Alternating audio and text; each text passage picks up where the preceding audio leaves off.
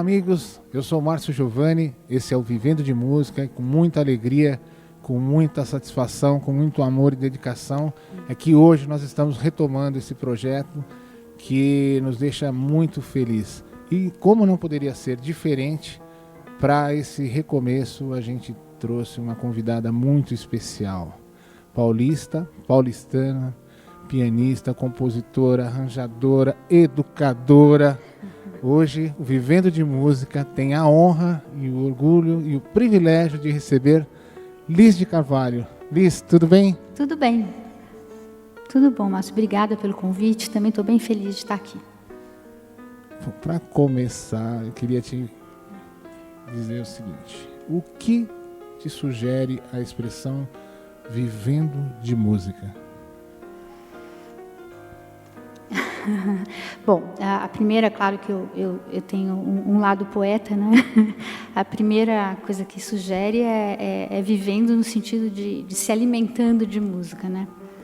E esse é o primeiro sentido para mim, talvez o mais importante, né? Sendo música, me alimentando de música, ou seja, esse é o primeiro sentido. O segundo é se mantendo, fazendo música, não é? Quer dizer, vivendo nesse mundo material, conseguindo subsistir fazendo o que gosta. Isso é muito importante também, né? É. Esse lado do alimento da alma, eu acho que é o que nos coloca nessa posição, né? E depois o resto é consequência. Uhum. Eu queria, para começar também, falar do surgimento da música, dessa paixão que você tem pela música com você. Eu sei um pouquinho da sua história, mas eu queria que você contasse isso aí para o nosso público. Bem, meu pai sempre trabalhou com música, trabalhava na discoteca da Gazeta, quando eu nasci. Ele conheceu minha mãe lá, minha mãe era estudante de piano e eu via as coisas que ela precisava tocar lá, né? E ele que mostrava, porque ele que organizava a discoteca e tal. E mais, aí minha mãe era estudante de piano, se formou, quando eles se casaram e eu nasci, ela dava aulas de piano também para ajudar a manter a casa, e eu desde pequenininha ouvia as aulas que ela dava. E, enfim, meu pai ouvia música direto quando ele estava em casa, não estava trabalhando. Ele tinha uma coleção de quase 8.000 LPs entre os discos e discos de 78 rotações que ele colecionava. E então, assim, eu realmente vivi... Você já nasceu ouvindo música? Com a música, né? Já. Minha família toda bastante musical, a minha tia, irmã da minha mãe, também uma grande pianista. Nas festas de família a gente cantava, tocava, era uma coisa natural assim para nós, né? A gente tem, inclusive, aí, conversado com você e você citou até de umas imagens que você tem aos 3 anos, já no piano. Tocando piano, tá? Filme, eu tocando piano, né? Dedinho por dedinho, assim, né? Que loucura. E provavelmente não, com certeza eu via minha mãe dando aula e eu já imitava e tal. E, enfim, a gente cantava, tocava, foi sempre bastante musical. Os meus primos, minha irmã, e principalmente ouvindo muita coisa, né? Meu pai sempre ouviu desde ópera, a música erudita, a música popular, ele é um pesquisador de música popular, né? E então, tudo, eu vi sempre de tudo, tive a maior felicidade, né, de ter esse ambiente. Uma coisa que me chama muito a atenção e que eu acho muito importante é a questão da formação. Mesmo com toda essa bagagem, vamos dizer, familiar, né, voltada para a música, você foi além, né? Eu queria que você falasse um pouquinho disso, porque eu acredito que essa intensidade, essa busca pelo conhecimento contínuo, né, na formação é muito importante e capacita e abre horizontes para quem quer estar na atividade musical. Sem dúvida, é verdade, tanto que por isso que eu sou educadora, né? Se não acreditasse nisso, eu não seria. Por isso eu gosto de dar aula e transmitir, né, o que eu posso transmitir, né? Na realidade, eu comecei a estudar piano cedo, né, por conta da vontade dos meus pais também, porque eu gostava e sempre gostei. Eu nunca pensei em parar quando eu era pequena, né? Estudava piano erudito e a dúvida, e era muito natural, né? Como era uma coisa natural, fazer música, ouvir música em casa, né? De fato, quando eu precisei escolher o que fazer para viver de música, né? Para viver, né? Eu fiquei um pouco em dúvida se eu conseguiria viver de música. Então, nesse momento, eu fiz um pequeno parênteses, fui estudar filosofia. Isso que eu ia falar. E para pensar, né, o que fazer. Realmente foi um momento um pouco de dúvida que eu tive sobre o que fazer, né? Aí, quando eu fui estudar filosofia, eu vi que ia ser tão difícil quanto fazer música. Eu falei, então acho que eu vou fazer música mesmo. E voltei a estudar e com uma outra perspectiva mesmo, né, mais profissionalizante. Eu escolhi fazer o que a gente chama de música popular, né? E não tinha isso na minha época na academia. Então eu tive que procurar de outras formas, né? Eu tinha aulas particulares, buscava quem pudesse me transmitir alguma forma de conhecimento. Tanto que eu tardiamente fiz faculdade de música, né? Quando já a música popular estava já na academia, né?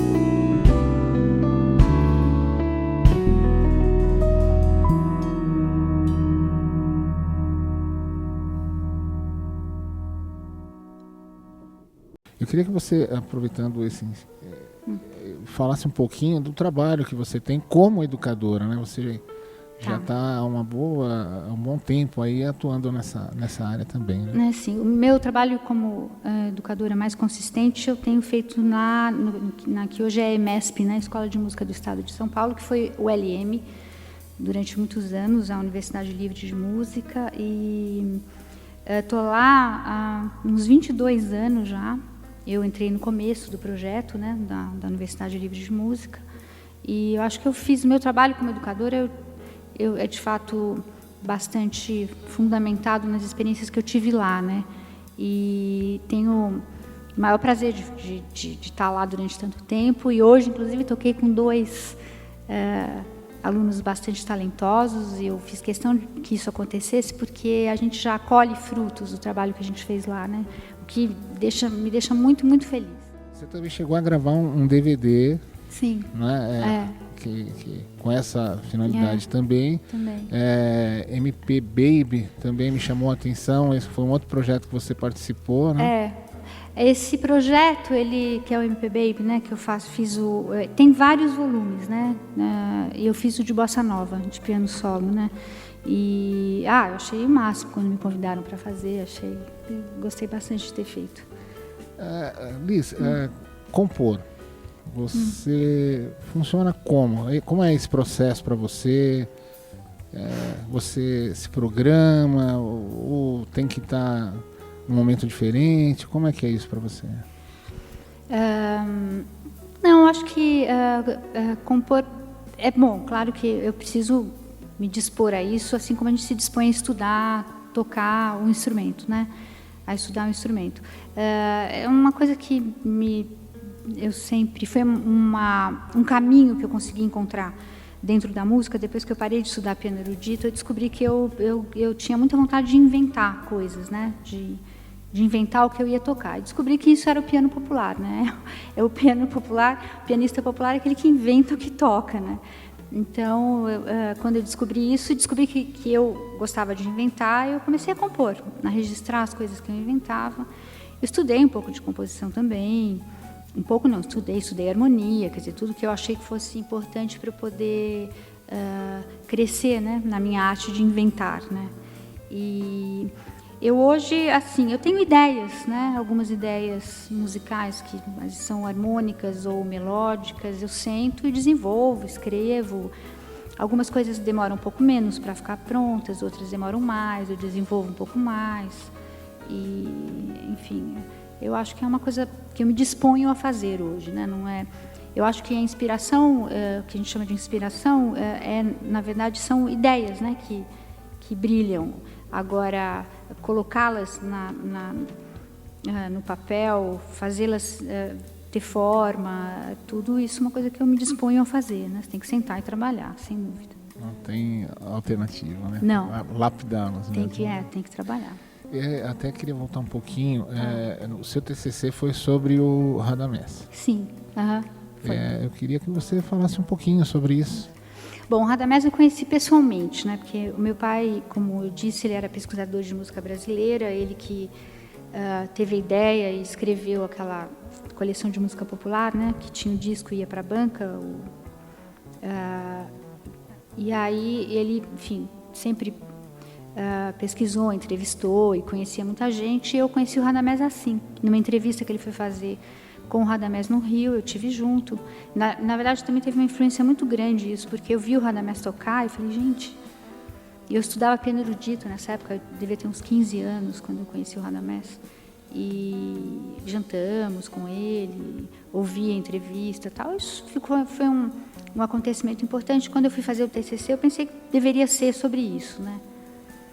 Sobre o Radamés, especialmente porque ele teve essa mesma experiência, né? Ele começou como pianista de música erudita e depois ele foi trabalhar como músico popular. Ele sempre transitou bem por essas duas linguagens, né? E tem composições eruditas, composições populares, e é um grande pianista, um arranjador, um cara que conhece muito música. Eu achei que isso era uma coisa que me interessava falar sobre esse trânsito, né, do popular para o erudito.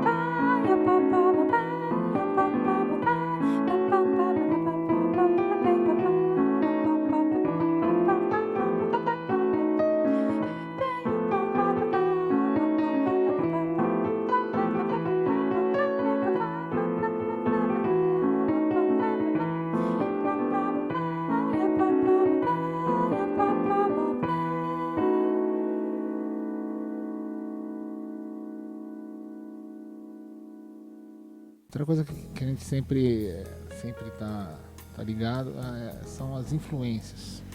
Tá. A gente sempre tem alguém especial, alguma coisa que te move. Você já falou do Radamés, tem mais...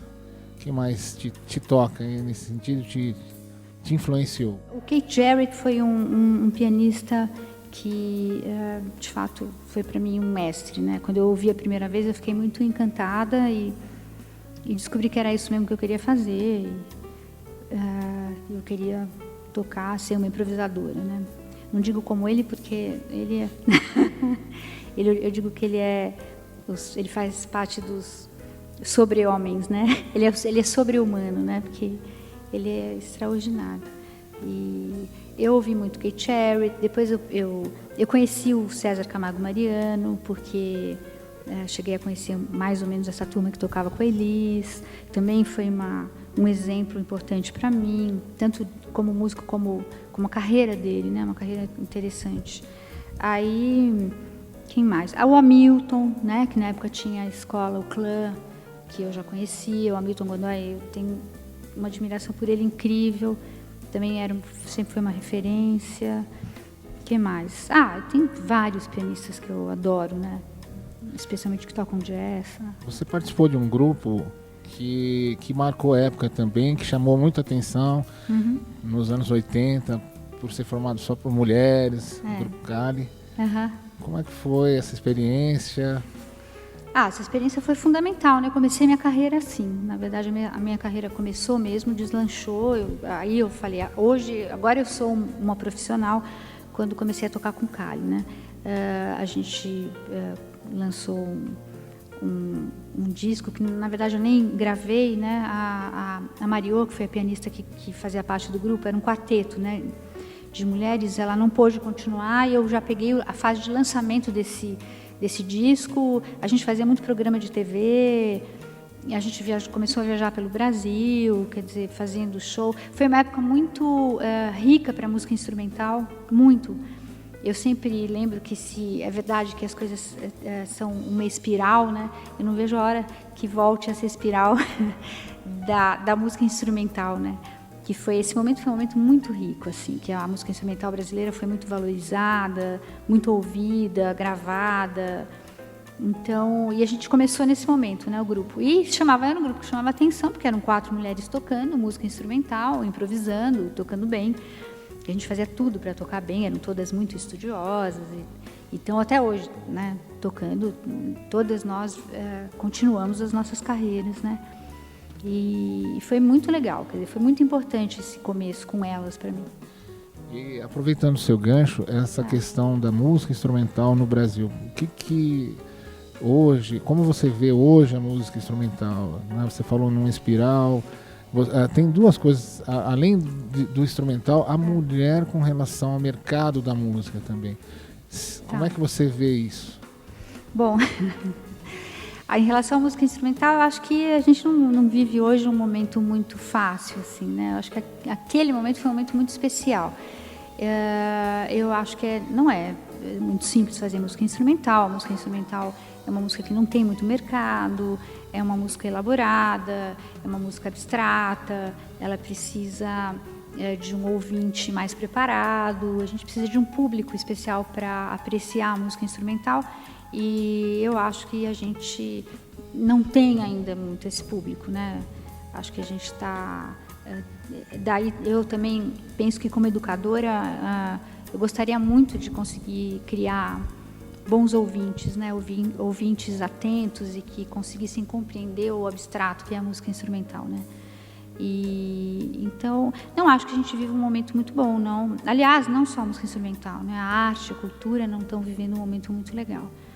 Mas a gente tem que continuar e, como eu digo, eu sempre acredito nesse momento de espiral, né? Nesse movimento, né? Em algum momento a gente vai conseguir virar esse jogo e eu não desisto. Isso eu já vou dizendo. E aqui é a prova disso, né? Você tem muitas pessoas que gostam muito do trabalho, do seu trabalho. E nós também estamos nessa aí. Também acreditamos que é importante a gente levar isso para as pessoas também, para que elas possam ter acesso e aí, a partir daí, começar a ouvir mais, a se aprofundar mais, a gostar mais e fazer disso uma coisa maior.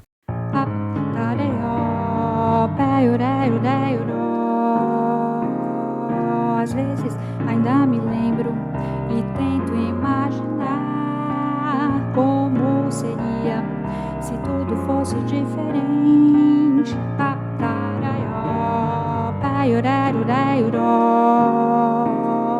Eu bem te queria, mas jogo a chave no mar, pois sei que seria um sonho permanente se tivesse encarado de frente a tormenta que precede a calmaria.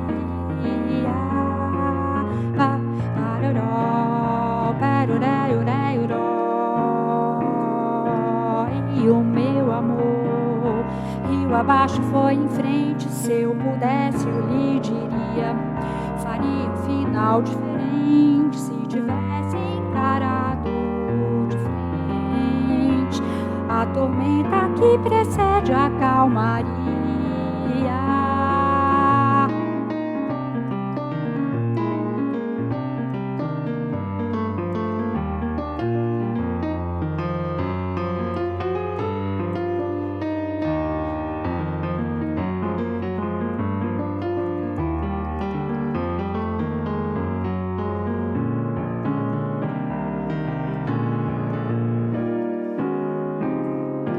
E o meu amor, rio abaixo foi em frente. Se eu pudesse eu lhe diria, faria um final diferente se tivesse encarado de frente a tormenta que precede a calmaria.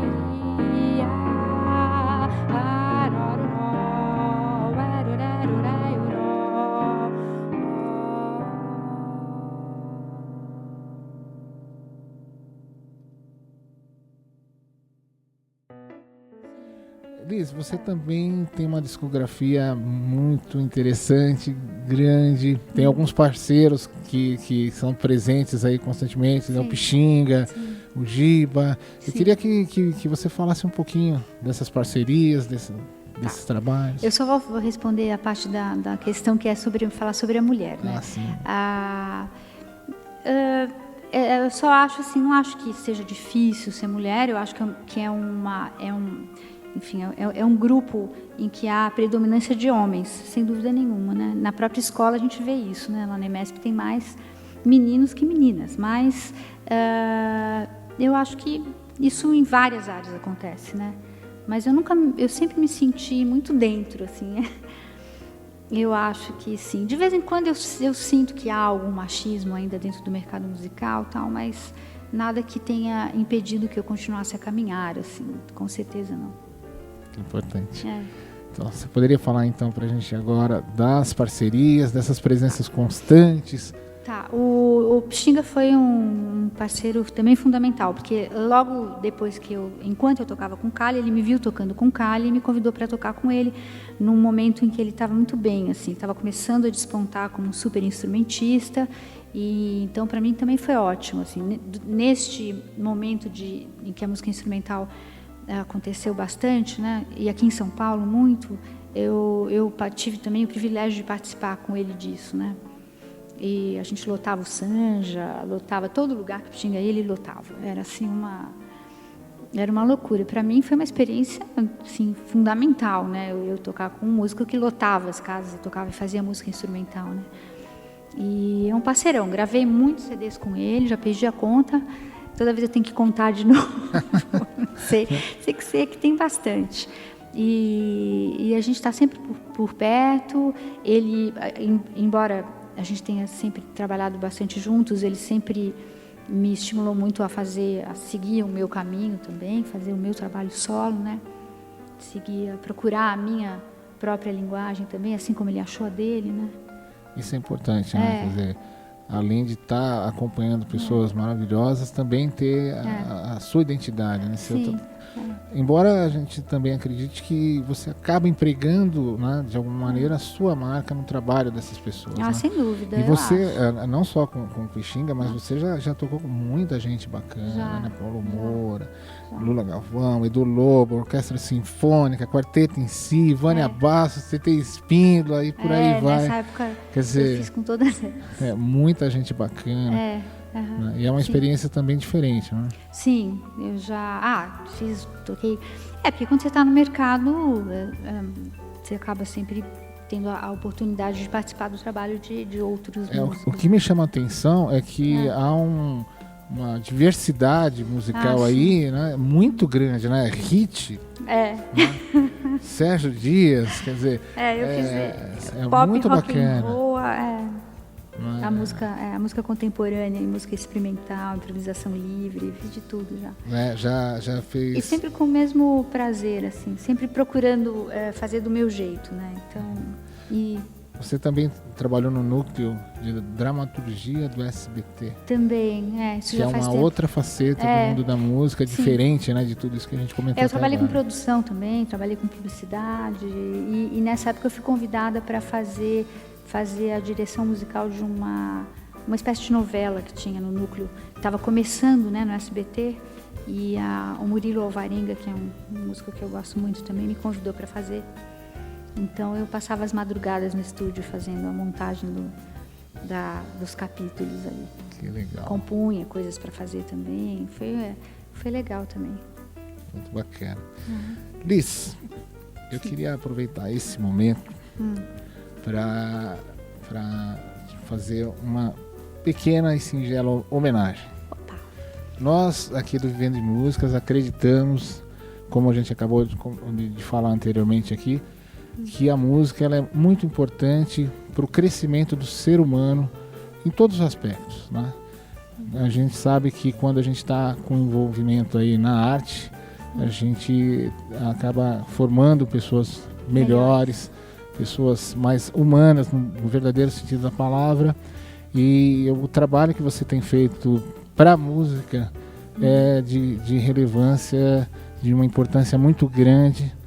E a gente queria, singelamente, fazer uma homenagem e deixar marcado, vamos dizer assim, esse momento e agradecer pelo seu trabalho, pela sua paixão, pela sua dedicação, pelo seu exemplo.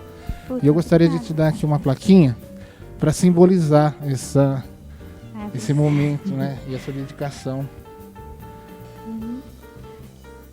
Gente, mas que coisa bonita isso. Muito lindo. É uma forma de de eternizar esse momento e de dizer muito obrigado. E a gente realmente acredita que a música pode fazer com que os horizontes se ampliem, que nós possamos ser melhores e ter um mundo melhor aí. Sim. Aqui está escrito: a música exprime a mais alta filosofia numa linguagem que a razão não compreende. É isso aí, gente.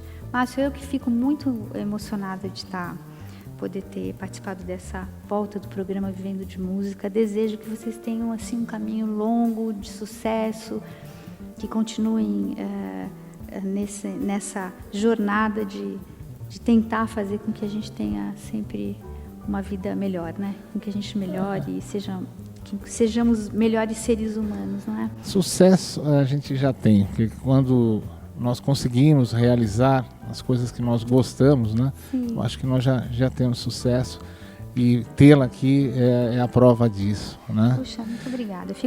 Me sinto muito honrada com esse convite, fico muito feliz e assim vou sair daqui com meu coração cheio de vontade, de força. Que bom. É isso aí, gente. Foi um dia especial, um dia de recomeço. Eu queria agradecer ao Daniel do Anjos Estúdio, ao Jorge, à Ida, ao Ciro, né, que está aqui com a gente, que está fazendo...